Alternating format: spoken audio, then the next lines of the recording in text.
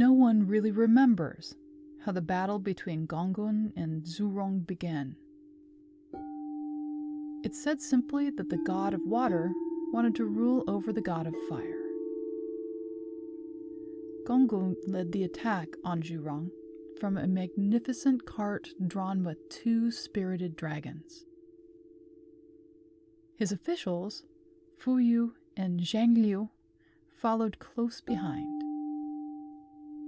And then came all the sea nymphs and underwater creatures. They were a terrible sight. These troops could not withstand the awful heat as they approached closer and closer to the god of fire.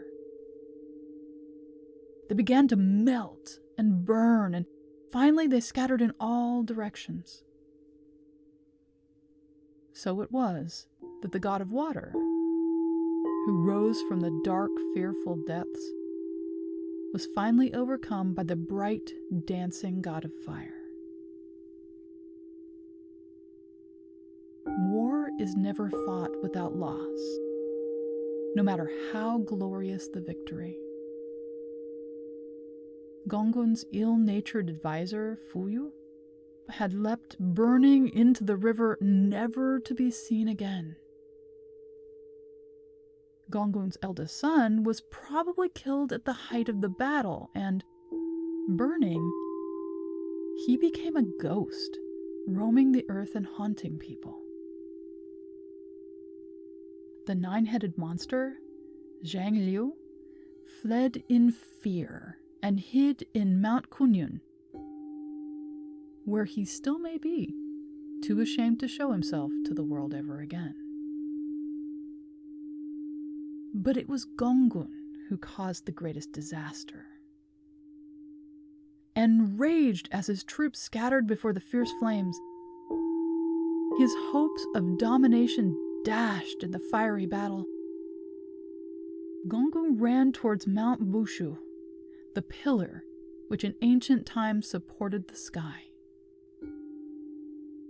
With all his power, he rammed his head against the mountain, and the pillar cracked and fell in pieces, broken, cutting great rifts deep in the earth. For a single still moment, all time stopped, as if holding its breath, and finally the sky collapsed and crashed down, making chaos everywhere and leaving howling, gaping holes above. Then the world began to shift. The trees of the mountains caught fire. Birds and beasts of prey screamed in terror and fled from the forest. Floods burst from cracks in the ground, submerging the plains with filthy water and creating an endless sea. And the people didn't know where to go. They were threatened by constant floods and wild animals, and they lived in perpetual terror, their lives a permanent encounter with death. But what of Gongun himself? He had fallen over in a faint at the impact. He lay there for some time, and when he came to, he stumbled away, not to appear again until the second disaster of the flood. In the beginning, before all this happened, when the earth had been created from the body of Pangu, gods had begun to appear. The first of them was the goddess Nuwa, who had the head of a woman and the body of a snake, and could change her shape 70 times in a single day. When she first appeared on the earth, she began to walk through the quiet world, looking at everything. She was pleased by the world. But as she wandered through the stillness, the silence filled her body. So she created people, men and women, to fill the world with life and laughter.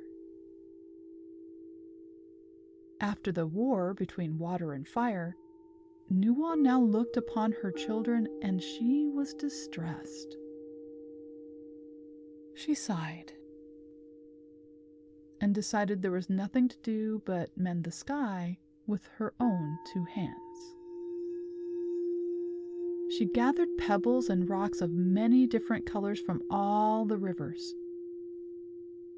She built a huge fire to refine these rocks, and she mixed her mortar.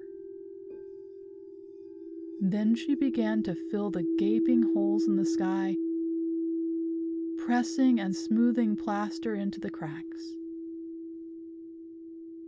She looked at her work, but she worried. What if it falls again? I'll have to make sure it stays up. She went in search of a giant turtle, and with its consent, she struck it dead. She then cut off its 4 legs and made them into heavenly pillars to prop up the 4 corners of the sky. So the sky became a great canopy over all the people and has never fallen down again. During the time when the heavens collapsed, a black dragon had been terrorizing the central plain. Nuwa decided to settle accounts there as well.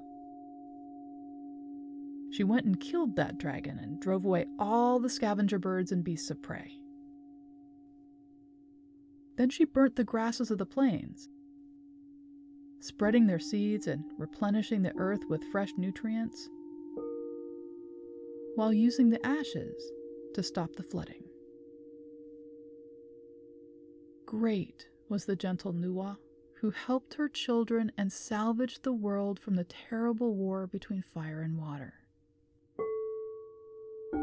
But even though the world was mended once again, it was never the same. After Mount Buju was knocked over, the sky shifted northwest and the sun, the moon, and all the stars tilted, turning westward. A Great Depression formed in the southeast, and the waters from the rivers and the streams flowed down to create the boundless oceans. But with Nuwa's work, slowly the earth awakened once again. Each season transformed harmoniously into the next, and the people and animals lived together peacefully. They say at that time children could play with tigers and leopards, and mothers laid their babies in sweet-smelling birds' nests. Food was so plentiful that the people left it in the fields, taking only what they needed. And Nuwa was pleased.